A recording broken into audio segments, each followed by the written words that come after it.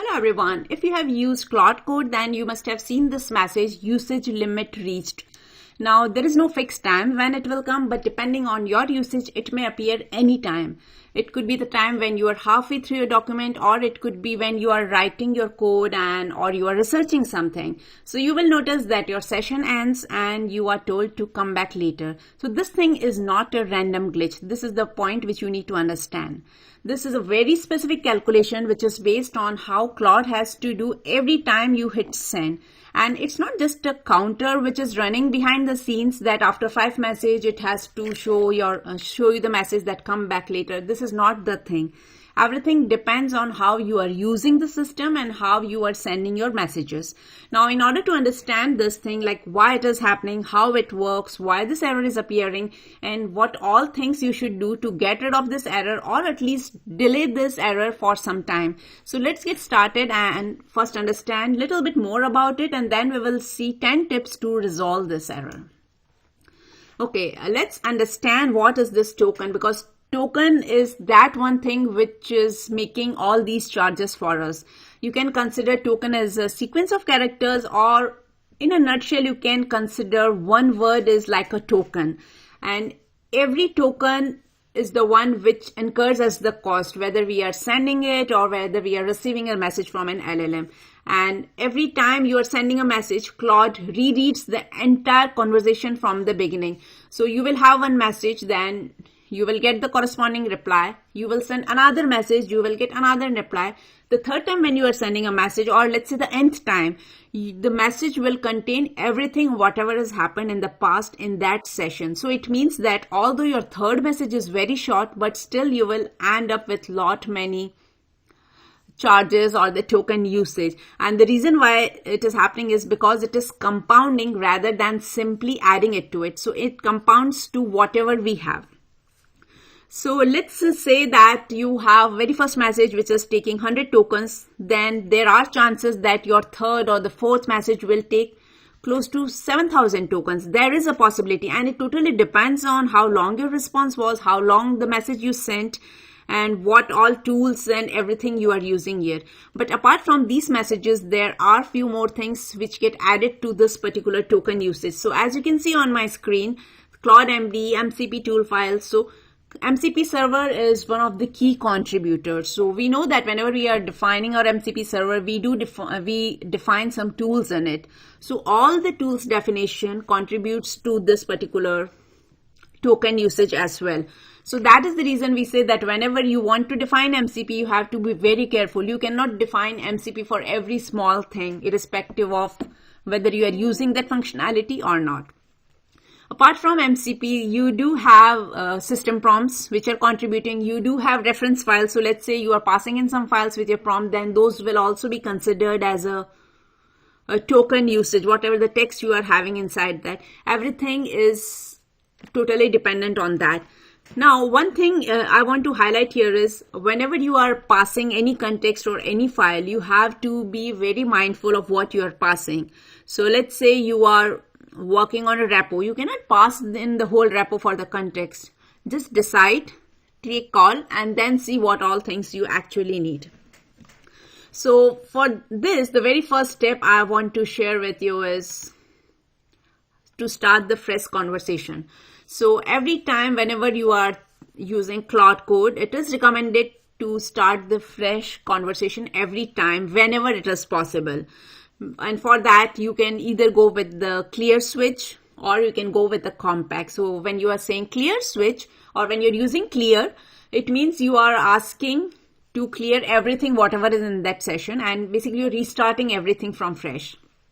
If you can't use clear switch, you can also restart your terminal, and that is also the same thing.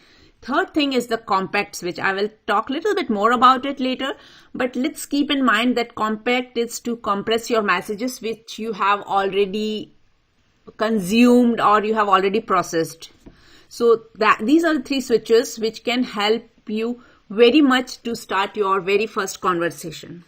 Another tip to reduce token is about the MCP server. Like I said, it is one of the most prominent factor which can increase your token usage. So a tip here is to disconnect your MCP servers when you are actually not using it. Don't try to use the server, or don't try to keep it running basically.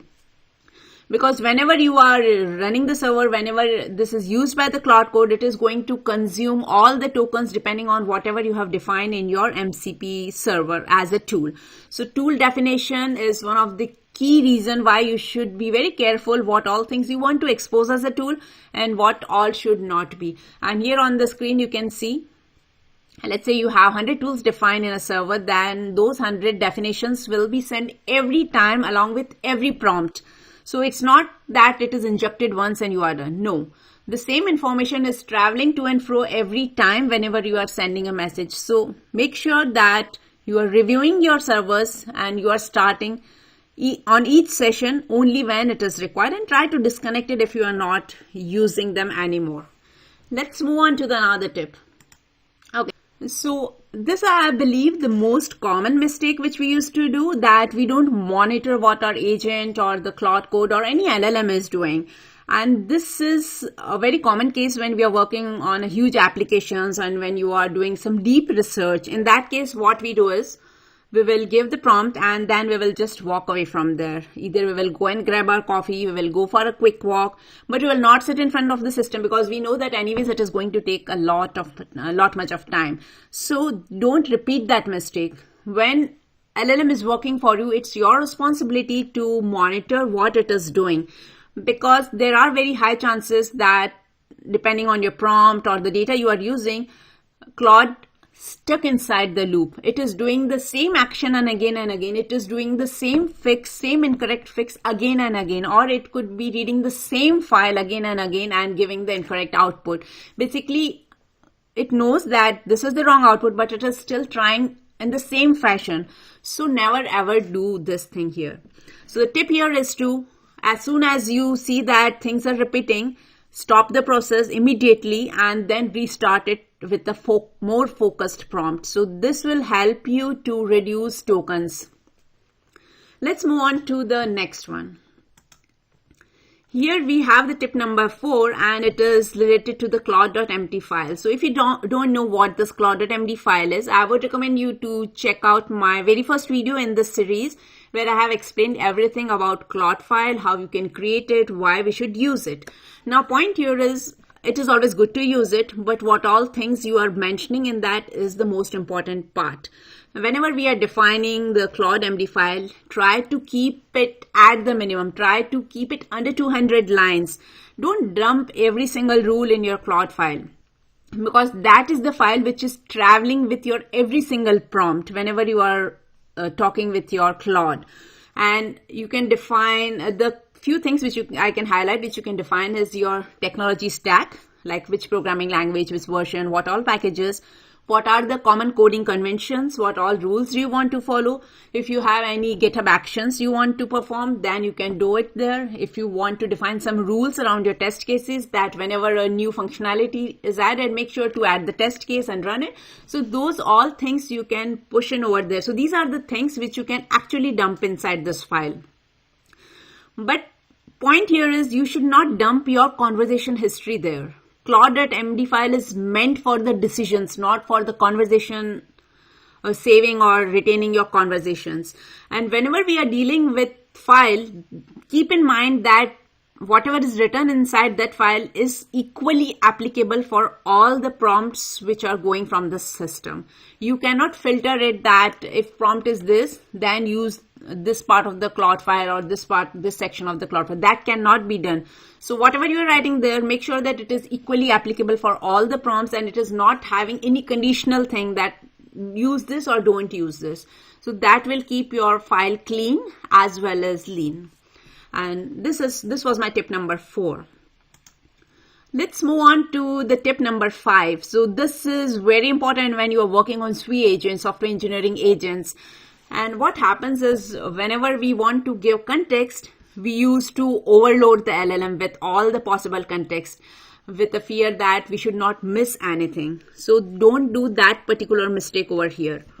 For example, you want to fix some bug in your repo. So instead of giving the whole repo, it is always recommended to point to the specific files or a file which is actually used in order to fix that bug, and you can use it @ file name.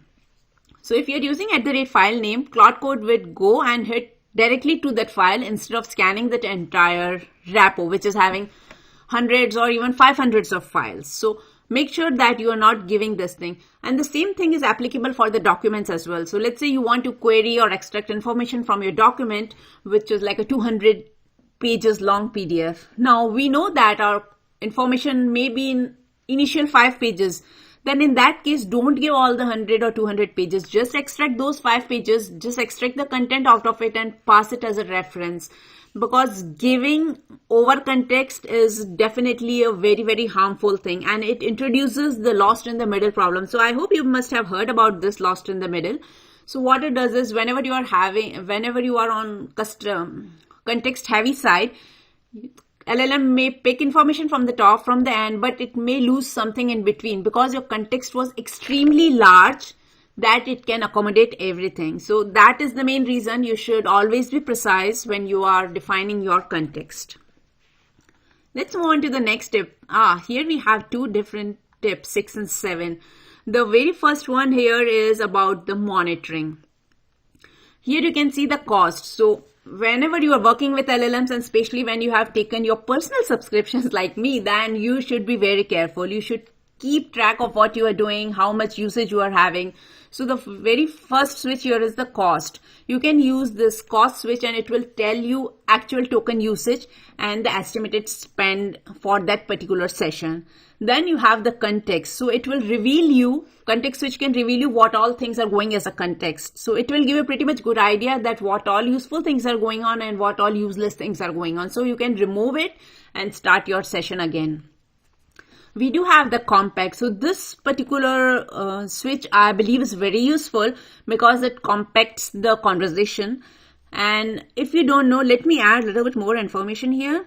So there is a 5-minute caching system. So whenever you are talking with Claude Code, it will try to cache last 5 minutes of your conversation in a cache. And let's say you are taking a long breaks or the pauses in between your work, you are going somewhere and coming back and then continuing in the same session, then it is definitely going to cost you more because now there is nothing in its cache and it is going to take entire conversation of that session as a context in order to execute your request. So whenever you feel like taking a break more than 5 minutes, then try to clear your session and restart your work. That is one thing. Another important thing here is the batching. So instead of sending 5 different messages, try to combine them into one and then share it. So your instruction or the prompt should be clear enough to execute that entire flow. So in that case, whatever the basic tools or the default tools, the system prompt we are talking about, everything will go just once instead of 5 different times for the same prompt. So this is again a very useful tip and you should definitely follow it. Let's move on to my last 3 tips. Now we know that any LLM which you're using is set up with a default model, and same is the case with Claude Code as well. Now it's not necessary that you go with the default model. You can definitely go and choose the one which is very well working for you. So let's say Opus. I cannot go and use Opus for my routine or the basic questions which I am asking or talking with the Claude Code, because Opus is meant for deep research and planning. And when I'm doing general chit chat, I don't think I need to use Opus and waste my tokens. So decide, think, and then take an action like which model I should go for. And definitely you can choose the model using the / model. And it will list down all the models as well for you. Second thing is the modes. So again, if you're new to this different modes which we can use in Claude mode, check out my video there. And in this video, I'm highlighting only the plan mode. Thinking that you are working on some case study or you are planning to create some web application or the desktop application or any sort of application basically. So whenever we are dealing or building with these applications, definitely one prompt can never ever suffice. We used to talk to and fro multiple times with this Claude Code to make our solution perfect. So in that case, whenever you feel that I need to do multiple conversation to and fro and it's more of a coordinated fashion, then never ever go with ask mode. It is always recommended to go with the plan mode, because when you're setting up everything in the plan mode, then Claude Code will first list down the plan, what it is going to do, instead of actually executing it. So let's say something is wrong. You don't want that functionality in your app. Then it is always good to update the plan mode rather than changing the entire implementation which was done earlier. So that is the main benefit of using the plan mode, and it will definitely save lot much of tokens for you. Again, here I can see that it is saying you can add this particular rule to your Claude mode, that whenever the confidence level is greater than 95%, then only go ahead and execute that action for user. Third thing is about the agent, and this is very useful when you are in multi-agent environment. Let's say you have created many agents, then every agent will take the entire thing as a context. So design your agentic flow very keenly. You should not unnecessarily define multiple agents for the sake of designing them. It may cost you a lot more than doing everything with single agent. So just keep that in mind. I believe I am done, and here is the summary of what you should do. Here you can see number 8. So you can go with Haiku. If it doesn't work, go with Sonnet, and Opus definitely should be your very last option if you are looking forward for saving the cost. So I hope you enjoyed these tips, and do share me in comments if you have any more tips which I have not covered. Thanks for watching.